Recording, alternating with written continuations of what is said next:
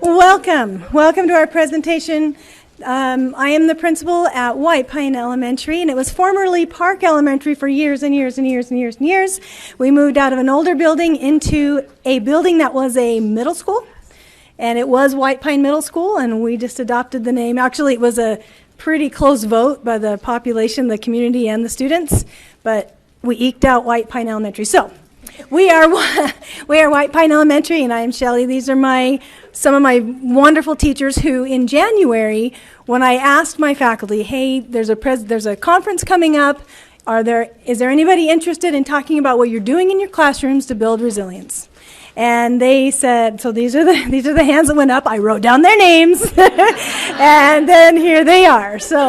And it is so exciting to listen to what they're doing. So, without any further ado, I'm going to go ahead and move on. Okay, so today what we hope that you walk away with are three main things. That in an elementary school like ours, we're trying to build resilient learners through teaching them growth mindset. And then what I want to share with you today is what it looks like individually in different classrooms. Because we did not buy a program and implement a program. We bought into a concept. So that's what I'd like to share with you. And then I really am excited to share with you our SAT team. Or actually, we call it our STAT, Student and Teacher Assistance Team. And then at the end, if there's time, we would love to have you guys, ask us some more questions. Okay, a little bit about White Pine, in case you're not familiar. We are almost to Idaho. There is one more Utah school further, but we are almost to Idaho. We have grades K through 6, plus we have a life skills and a preschool in our building. So total, we've got about 440 students. We are one community school, so there's not other communities. All of the kids in Richmond go to White Pine Elementary. We do have a handful of students who choose, their parents want to go to our school. Other than that, they are Richmond community kids. We were in the top 10% of the state in the year before, not this school year that we just ended, but the year before in all three subjects on the end of level testing. We have a strong community and family relationships. Our kindergarten readiness workshops, which our kindergarten teacher will talk to you about, are phenomenal. And then I brought in Love and Logic this year through the Family Place, and they came to our school for free. And then parent interest workshops with the help of Vonda, who you heard this morning. Her and I worked together, and we said, okay, once a month, let's just find out what your parents are interested in, and let's do a workshop, and we'll help you out. So here we go. So that's a little bit about our school. And here's some challenges that we see at our school, and I'm sure it's not unique to what you're seeing. Anxiety. Anxiety is a big one. Need for attention and validation. Task completion. So either students are avoiding tasks, they have negative coping habits, it gets shoved in their desk, or it gets mysteriously disappears, or whatever. Getting by with minimum effort is something that when I became a principal 4 years ago, as a teacher for 20 years, that was something that was really hard. Come on, guys, you can do this. But they just wanted to get by. They didn't want to do their best. Severe outbursts, strong behaviors, physical aggression, and super highly distracted kids are something our teachers are dealing with. Non-compliance. Kids nowadays outright refusing to participate, and then talking back to adults. Oh! So that's just becoming more and more prevalent. We're seeing that there's a lack of natural consequences. So teachers will set this date, and by this date, you'll have this, and then you get this. But if the child doesn't do it, we find a lot of parents try to save them. They'll call us. That's not fair. I know my child would have done it.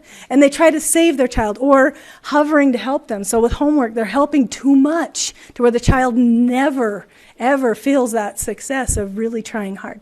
Another thing, need for more academic interventions. Demand on classroom teacher, this kind of got skewed a little bit. And then the last one that you can't read down there are tight schedules for our teachers and our limited resources. So we have a child we know is not succeeding, they don't qualify for resource services, but we still need to help them. That's the resources we're trying to find. How do we get some help in the classroom for those kids? And now on to this idea of growth mindset. And I'm going to turn the time over to my kindergarten teacher, Belinda, and one of my 6th grade teachers, Kelsey, and they're going to tell you how our school introduced this idea of growth mindset. So if you guys just want to come up, we'll just kind of do musical chairs here. So there's the mic. And we'll just hold it. Okay. About 2 years ago, we decided these are all our challenges. What are we going to do about this? And so we decided to form a culture committee. The reason for the culture committee was to empower students and empower teachers. So what we decided to do is that we needed to be able to promote a growth mindset, but that meant students needed to have buy-in, and that meant teachers needed to have buy-in. So it kind of was, let's just create this mindset among all of us. So what we did is we empowered teachers by giving them resources, and then we empowered the students by making sure that they were involved. And we changed our spirit days. So our spirit days just weren't candy or dress up in crazy hair or crazy socks. We tied them into a growth mindset. So it wasn't so much on an academic goal of everyone will reach this goal. It was if you made growth. And so then what happened is that growth was either individualized or by the class. And then we had to have a common vocabulary. And that was our cultural committee's responsibility to make sure that that vocabulary was throughout the whole school from preschool through 6th grade. You going to hold that for me? Okay. Oh, wait. Nope. Go back. No. I'm going to talk about the book. So a few years ago, Shellie bought every teacher this book, The Growth Mindset Coach. And in that book, it outlines a yearly monthly theme. So the first year, we just kind of went through the book in the order that it was presented. But then the next year, as a culture committee, we decided to to our school, accommodate what we're already doing in our school and make those monthly themes fit what we want to see our school going at. So something like at the end, they have the I Love a Challenge was at the beginning. Well, we thought, we're going to state test at the end of the year, so why don't we move that to the end, so we are reminding them like they love a challenge and they can do this and that everyone can learn. We moved that to I think that was already at the beginning of the year, but we kept that there. So we found a way to make it fit our school and the things we were doing, and then we put them, we lined them up with those spirit days so that they were seeing. We wanted to show growth, not just the high achievers getting to go to these activities, but everybody grows. So everybody can grow in some way, and we can, as teachers, we had to pay attention and look for those, but it was nice because it would go along with those monthly themes as well. Okay, now you can go to the next one. Okay, so we had lots of really great pictures and some we couldn't find, so here you go. But some of the ways talk about the tier. Okay, hold on. You talk about that tiered system we talked about in our school. Oh, so, okay. And then I'll talk about that. So what we decided to do, besides to be able to have that growth buy-in for growth mindset, is that we needed to empower the students and the teachers, but then it needed to become throughout the school. And so what we did is we started with the school, then we went to the classroom, and then we went to the individual student. Okay, sorry. I just want to make sure we talked about that. We linked it to that. But some of what we did this year is we gave each grade level one of those monthly themes, and then the students were the ones that created the posters that would go up in the school to teach the other kids about that theme that month. And so here you can see two of them. I'm a valued member of this community. This was kindergarten. And so they each had a little piece, and together, like in a puzzle, they all come together. This is too hard becomes I love a challenge. I'm not sure which grade that was. Fifth. But every month we had different ones, and they were really great. And the kids were like, "Yeah, I created that." They had part of that. And then we also have a Eagle Eye. Our Eagle Eyes is our like a student leadership group, and it's our 6th graders. And we give every 6th grader a chance to be on it if they want to. If they don't, they choose at the beginning of the year, and then we break it up into smaller groups. So they're over for like 6 weeks or 2 months at a time. They get to be that leadership group, and they find different things to do. But one of the things we had them do here at the end was paint these yet signs that we're going to put up around our whole school next year. That we don't know this yet, but we will. And so just to get that in their heads. And it's fun because the students do yell those things out when you say the little line, and then they're like, yet! So it's really cool. So they're like buying in. And this also we thought helped the teachers buy in as well, having them have a responsibility over one of those themes during the month. So, and I didn't know if there was. Okay. And then the last thing, the individual whoa, I almost knocked you out. We decided 2 years ago to buy these postcards. So and the teachers will send one to every student as they see things that they are growing in. So there's multiple ways that we can grow behaviorally, academically, even socially. And and we have a few of those coming around. And so each teacher gets a set for their class, and then each kid will get a feather, and so their name is on each feather, and they love to go find their feather on the wall. And it is fun because it's right outside of my classroom, so I get to hear them in the morning like, there's mine, where's yours?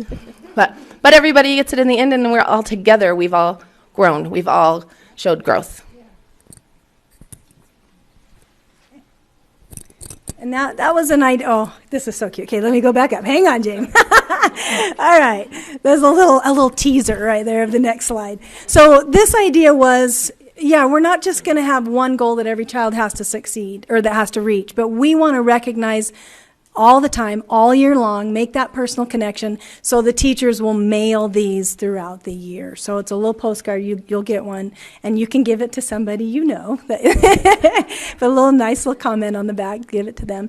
So just a fun way to make that home connection, something the child can put on the fridge and say, hey, my teacher sent this to me.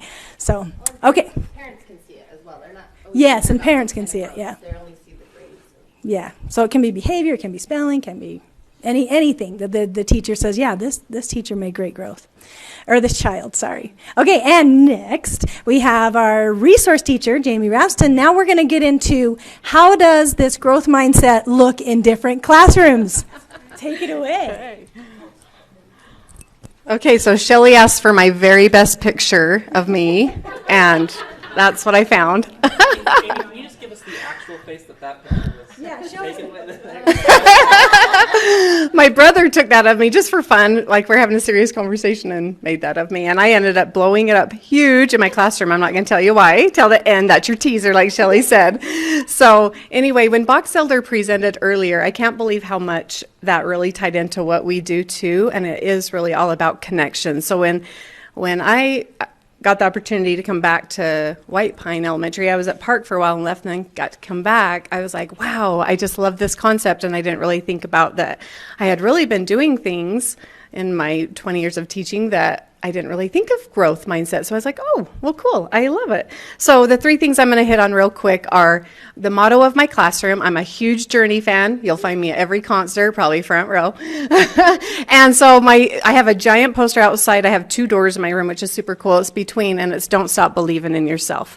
And of course, my students know the lyrics is super great. We skip over the bad parts, but and it's they have on their binder cover. Me and my paraprofessionals, we all have T-shirts. We wear them once a month on Fun Fridays, and it's just our whole concept is, so I should explain a little bit more about myself and my job. I teach K through 6, anyone that has a mild, moderate disability. So we ran about 26 groups last year. It was pretty interesting and fun, really fun. So a lot of good times, a lot of different abilities, a lot of different ages. So this thing worked really great throughout all grades. I was a little nervous. I hadn't had 6 with SPED. I had done 7th individually with special ed, but I hadn't had it collectively that way. But the 6th graders bought into it too. I also do, so my 3 things I'm going to talk about are my motto, don't stop believing, my classroom management, and then my 3rd one is about reinforcing growth along the way.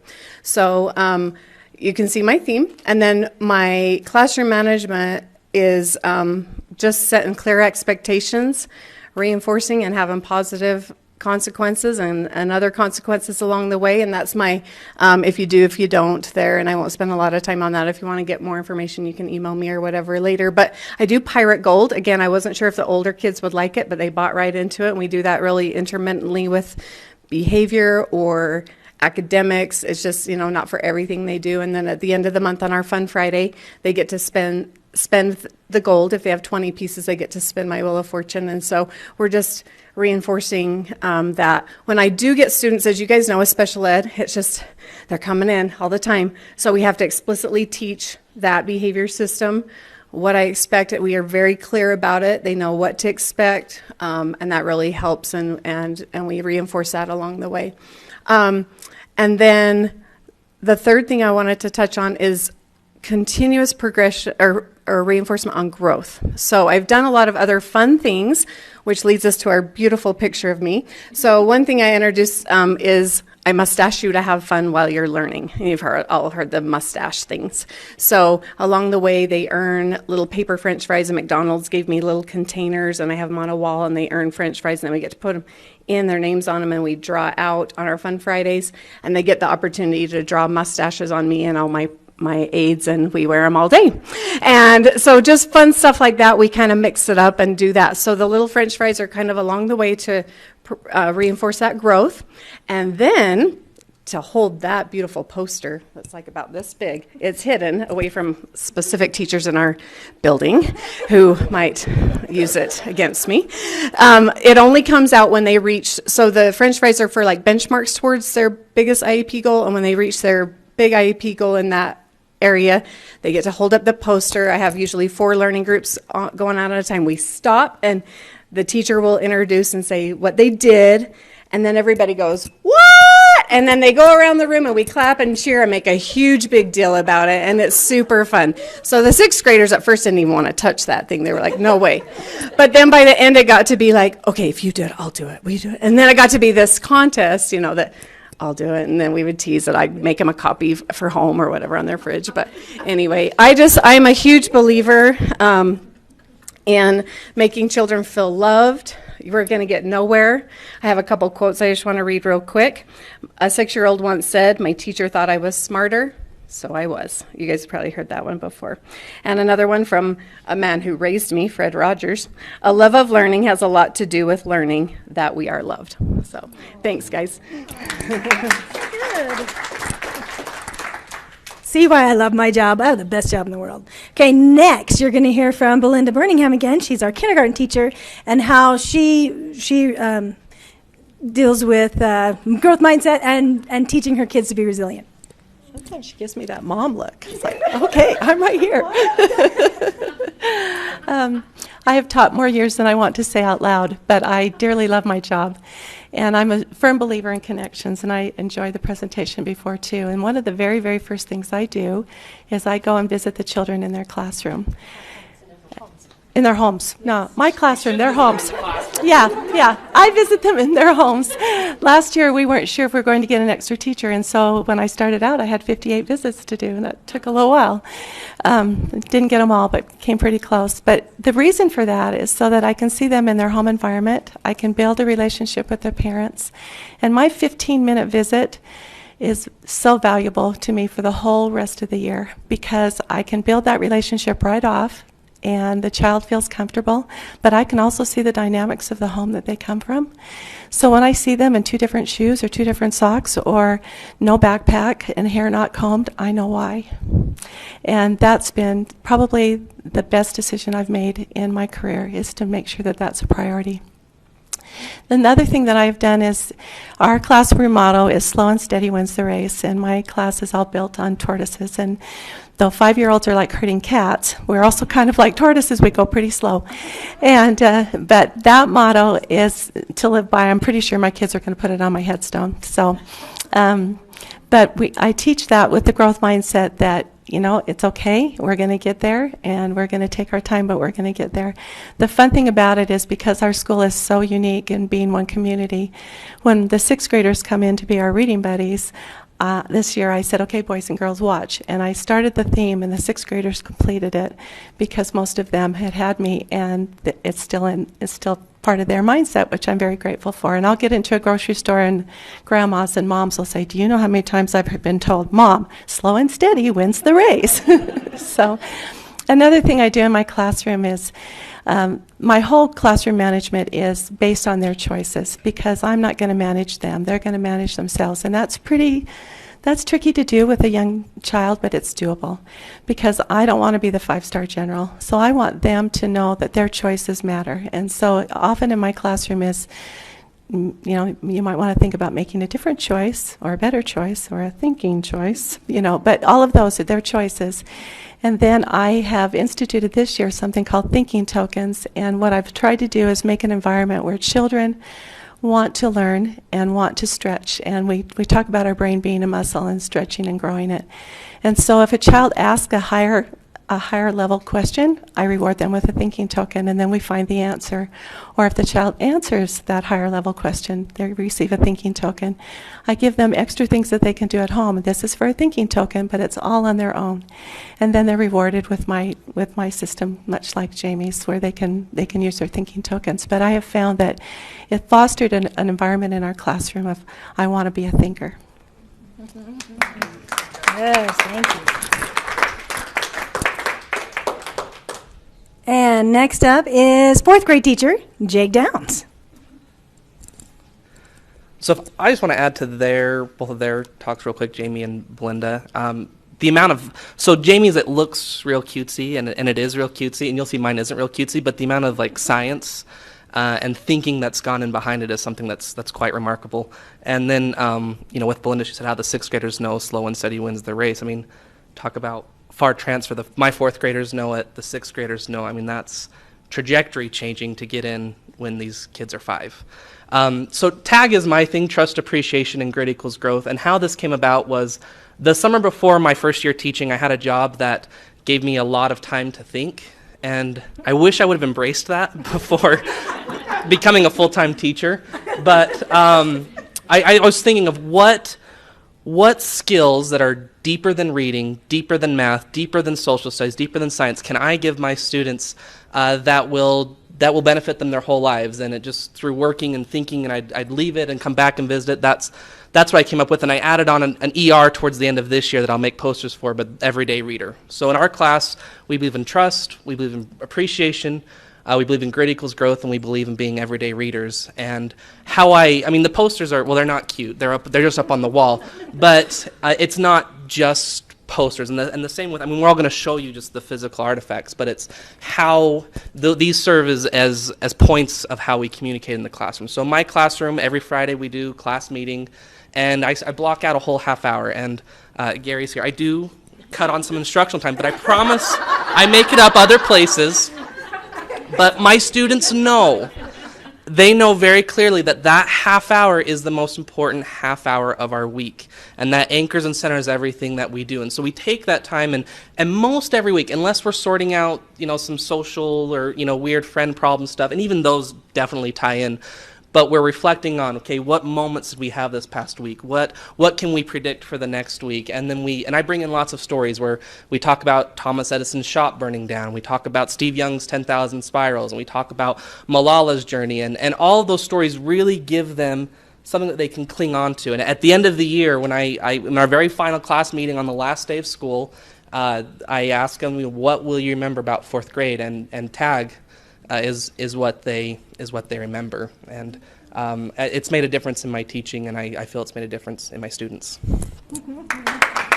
Thank you. I agree. Next, we'll hear from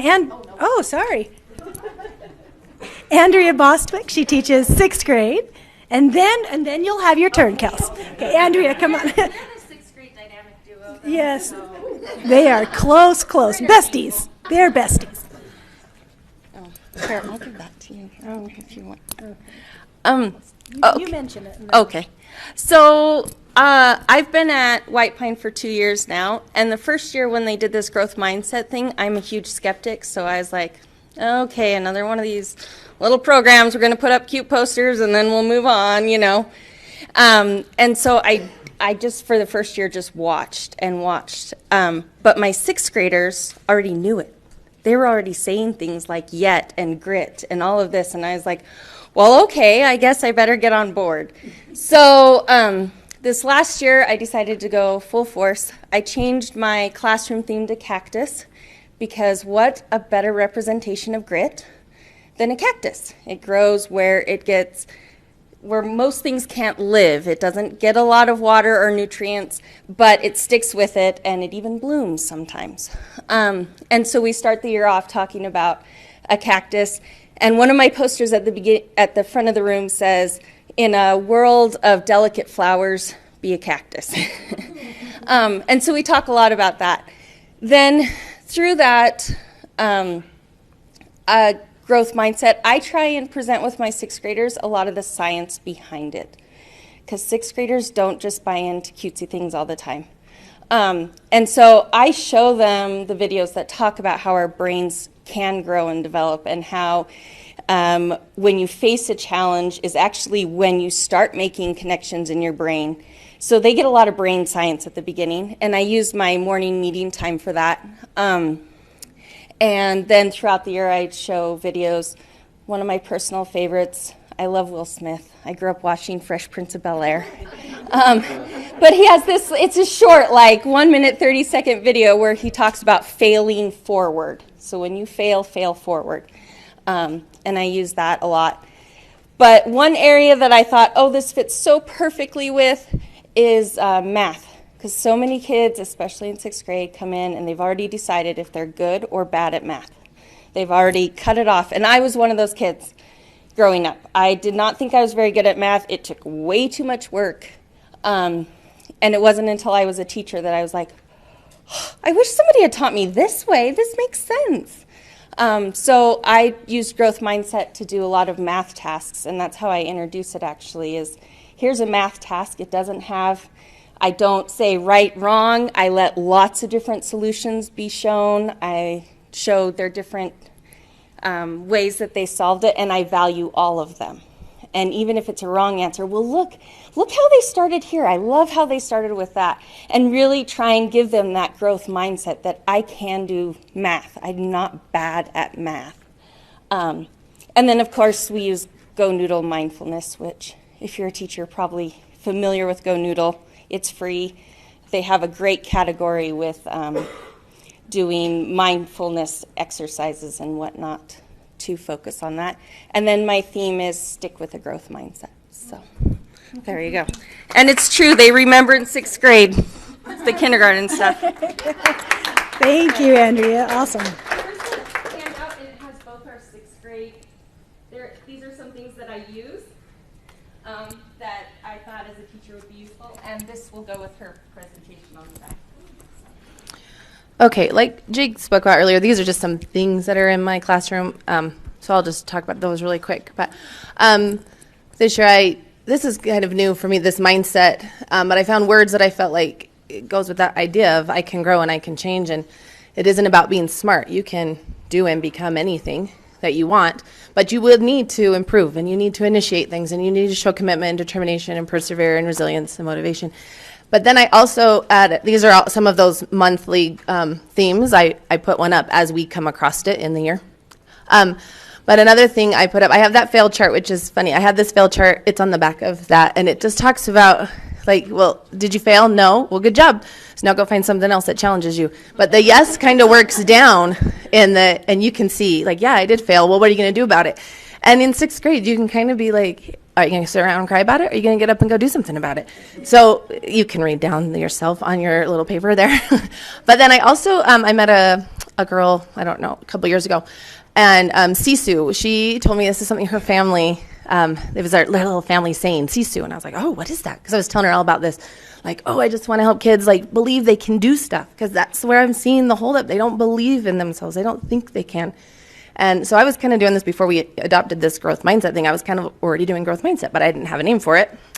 And she told me about this. And basically it's this thinking that the Finnish have about, like, basically they can take on they almost look for challenges because they have this mindset of, I'm going to persevere. I have grit and determination, and it's full of courage, tenacity, resolve, willpower, and an indomitable spirit. It doesn't translate right across, but that's the basic idea. And at the beginning of the year, we talk about it, and I teach them about it, and I show them some, I think I have a couple of videos that I show, but I bought 200,000 bracelets that say Sisu, so every year after we talk about it, I give them one of those plastic, those little plasticky ones, and they can wear it all year, and it's really fun, because sometimes you won't see them for a while, and then all of a sudden they pop back up. And no, I didn't. And that's why we love Jake. Because I probably should have. Thanks a lot. Miscommunication. Anyway, I better stick with this theme for a while because I have a lot of those bracelets. I should have brought them. Anyway, it's fun when in the year when we come across things, because I also like in math a lot. That math is my baby, and I really hate it when I have a kid just like, I just can't. So I just really try to talk to him about, like, you are getting tools all the way along the way. They're getting in your belt, and that's all we're going to do, and you can do anything. But you have to learn the tool, and that's what my job is. I'm going to teach you the tool, and then you have to go use the tool. The biggest thing, I don't even have this this isn't something I do on a board, but I build relationships with my students. I love my students. Oh, I'm going to cry about it. And snort a little if that happens, sorry. But I tell them on the first day that I love them. I love you. I don't even know you yet, but I love you. And I'm here for you this whole way. And I hope that these things just remind them how much I love them. And I make sure I make connections with them personally, also with their parents. I use the Remind app a lot. And I do text parents in the day to say, hey, how's this going? I noticed this was going on. Or, hey, they did a really good job at this day. You should be really proud about, ask them about it. Because they don't always go home and talk to their parents about what they're doing. And so then later they're like, oh, thank you. Or if I can take pictures of things, I try to do that too and send them. But I found that there's a trust there. And so this makes more sense to them when they know that I care about them and I'm trying to give them something to make them better. And that's just one thing that I work really hard at. And one day this year, which was a crazy morning, but I did it. I pulled it off. I wrote a note on every kid's desk that day before they got there. And just little things like, I'm so glad you're here today. Oh, and I had 35 students this year. And I was still finishing a few as they were walking in the door, but I got them all out, and it was so great because later they taped them to their desks and they kept them. So not all of them, but some of them then, and some of those kids are like, oh, I'm so glad I had that inspiration and I did it, because I have a lot of inspiration. I always work sometimes I'm going to do that, then you forget. But this is the pictures, but really mine is relationships. I just really want those kids to know, even if I have nothing fancy on my wall, I'm there for you, and you can come talk to me. And I have to hear a lot of stories, but I'll do it for them.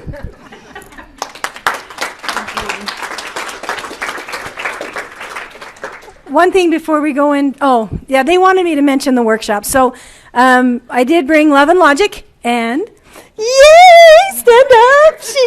Remind me your first name. Hillary. Hillary's taught my Love and Logic classes last year and this school year. So that's been a wonderful addition to our community. And then this year, the topics that we addressed with parents, anxiety, defiance. It was funny, one parent said, I kind of hesitated coming to this because it kind of infers that I have defiant kids. And I said, well, okay, I get it. So I maybe changed the titles. But anyway, and then Vonda's students came and talked to the parents about using positive behavioral supports. Vonda also brought the movie Resiliency to our school. Fantastic. If you hear of that movie, watch the whole thing. We got a snippet of it this morning. And then Derek Tollefson presented at this conference, and he actually came and did classroom presentations for teachers that wanted him. And then he also presented to parents about what mindfulness is. Okay. Before we go into this next thing, I just wanted to point out, can you see the love that these teachers have? They also have it for each other. It is a small school, but every adult in this building genuinely cares for every adult in the building, and we all know the kids by name. So it's a phenomenal environment. So with that, now I'd like Jake and Jamie to talk about our student and teacher assistance team. So there you go. I'll let you just trade off how you want to do this.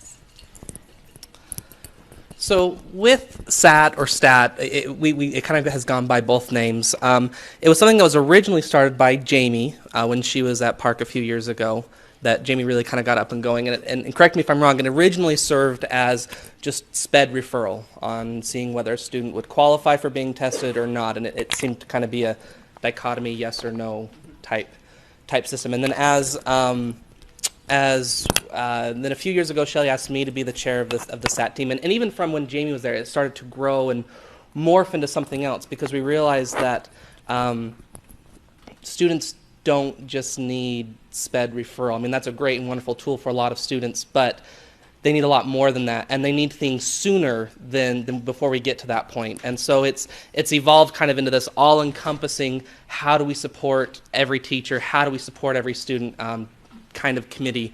And so every year at the beginning of the year, we take a day before we have any meetings with students. So what happens is a teacher that is if there's a hard time they're having with a student, or they feel a student has a particular really burning issue or need, they come to the SAT team. And I'll show you the members of the SAT team on the next slide, but there's 6 or 7 or 8 of us, and we're all coming from a different direction, and we problem solve how we can help the student. But we sit down that first morning, and we all say what we bring to the table.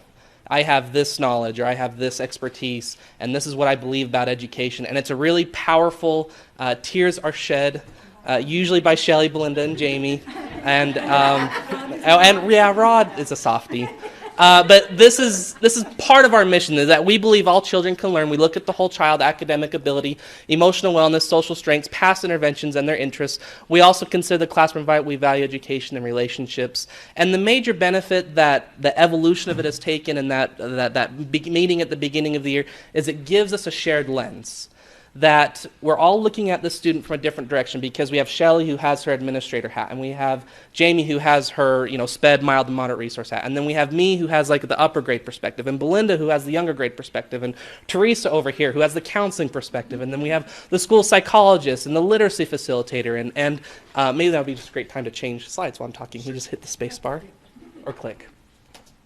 And so by having that shared lens, and we're able to come at it from all sorts of different directions with different levels of expertise, we're really able to come up with some creative interventions for students, that it's all of a sudden more than just SPED referral, but it's like Jamie, I've been mid-conversation every morning at 8:55. She has an alarm that goes off.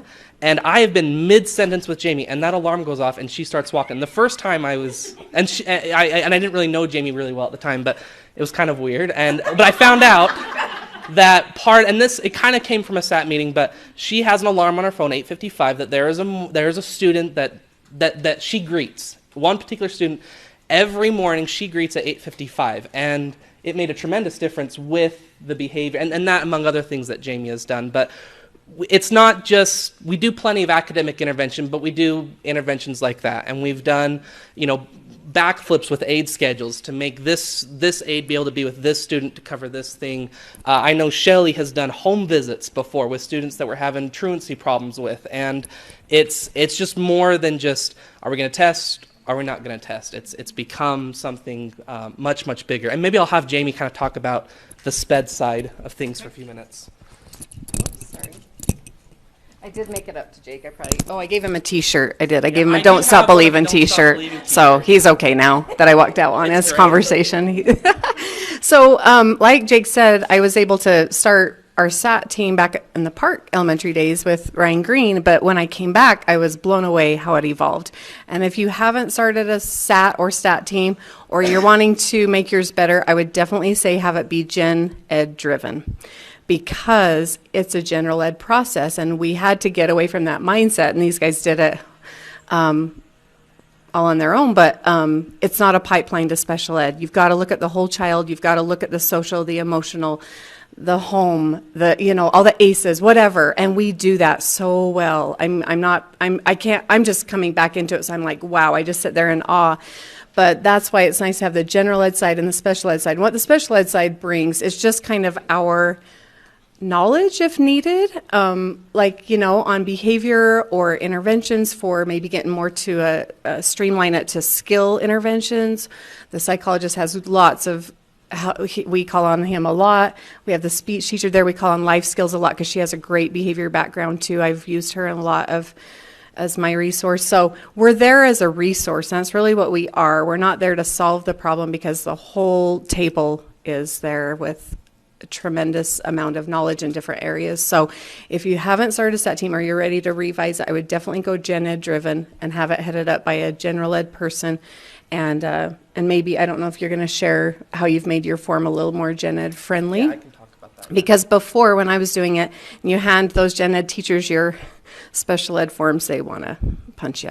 So Jake really made it very gen ed friendly, and the process really friendly, and it's on our drive, and we can access it, and I'll let him tell you a little bit about that.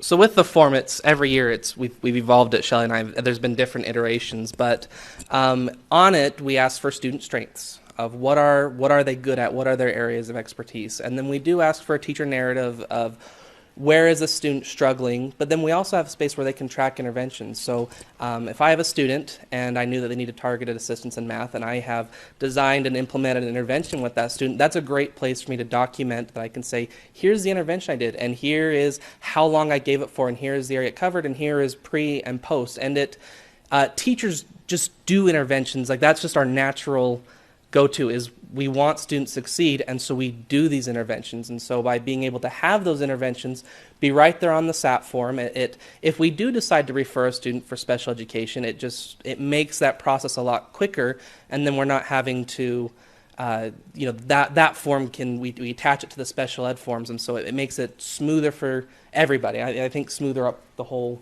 row. Yeah, did you have anything else you wanted to say about? Okay, you sure? Okay. So if I'll just take a step back for a second and talk about kind of everyone's, that all of this has been a very organic thing. And I think a lot of us just stepped into it. When I was hired, that was kind of already the culture at Park. And when Shellie came, that was kind of already the culture there. And it's been very organic and bottom up. And Belinda was doing stuff in her classroom, and I was doing stuff in my classroom. And Jamie, before she left and came back, she was doing stuff in her classroom. And so from there, that's when we said, oh, well, we're all doing these same things. Let's form the culture committee. And Belinda and Kelsey have done a great job with that. But it's not the Eagle feathers that have made the difference. It's not the SAT team that's made the difference. It's a bunch of 1% changes that somehow have compounded into to something that I think has been really special to be a part of. And it's not a quick solution, though. That there are students that years and years. But we had two particular fourth graders I'm thinking about this year that first grade were kindergarten, really, really challenging, extreme behaviors, and it's taken time. But wow, you see where they come over time, and it's hard when you're in your classroom and that student is really burning you. But we're a K-12 system, and we need to have a systems mindset that I can't fix this student overnight. I can't give them what I need. But if as a K-6 school, we can support those students across all 7 years, then I think we're giving it the best shot that we can. If you'll maybe go to the next slide. Oh, I already talked about all that. Let's skip that slide. So Apollo 13, great movie from the 90s with Tom Hanks and Kevin Bacon. And this is what it feels like a lot, is that in the lunar module, the carbon dioxide levels are raising, and if it gets to 15, then they're going to pass out and black out and die. And so they're saying that they have to fit that square box into that round hole. And then, so these are the guys, obviously in Houston, Florida, wherever they are, and they just spread all this junk across the table, and they said, great, we've got to save these guys. Here's the junk we have to work with. How are we going to do it? And that's what we're doing. And I know that's what you're doing in your schools, is that we just take what we have, and we have that sisu and that growth mindset, and somehow we save kids. That's what it feels like. Thank you so much. Okay, so before we go to this, I know some of you are wondering, where do you get this inspiration? And the question was raised, how do you know about what to do? This book, in my first year of my principalship, came to my house. It was Association for ASCD, whatever that stands for. But this book was powerful. It talked about the ACEs. I hadn't heard about it before. It was almost like it was speaking to me in my school. This is the direction we need to take. So if you're wanting to become a trauma-sensitive school, I would start with that book. That's what got us going in the direction. Of course, Carol Dweck's research, and then this book that uses Carol Dweck's research. Every chapter has a little piece of it in a very friendly way. And then this one I just learned about last year, the behavior code, being able to look at these behaviors as communication, because that's what it is. They're trying to communicate the best way they know how. Punishing them is not going to help them. So there you go. Oh, are you bowing? Okay. All right. We have 4 minutes. So if anybody has any comments or questions for us, go. Ready? On mark, set. Okay. Yes. Oh, yeah, every school. No, every school, yes, every school in our district. Thank you very much. I know every school's different, but yeah, some schools we meet once a month, and their meetings are longer. We tend to do ours once a week, or as needed. Some weeks there may not be anybody. It's right there, the email one, if you want to do that one, yeah. So, and apparently they're going to share these slides with everybody, so you'll have those. But you can always go to White Pine Elementary, just type that in, and you'll get our website, and then you can contact any of us. So thank you for letting me share what I have going at our school. It is amazing. I love what I do, and I love what you do. How many of you are teachers? Thank you, thank you. And how many of you are working with children directly? That's part of your job. That's what you do for a living. How many of you love children? Thank you, thank you, thank you again. If there is anything else, I want to say thank you to you. This was an amazing opportunity, and I have loved this conference. So hopefully it will continue. Thank you very much. Thank you.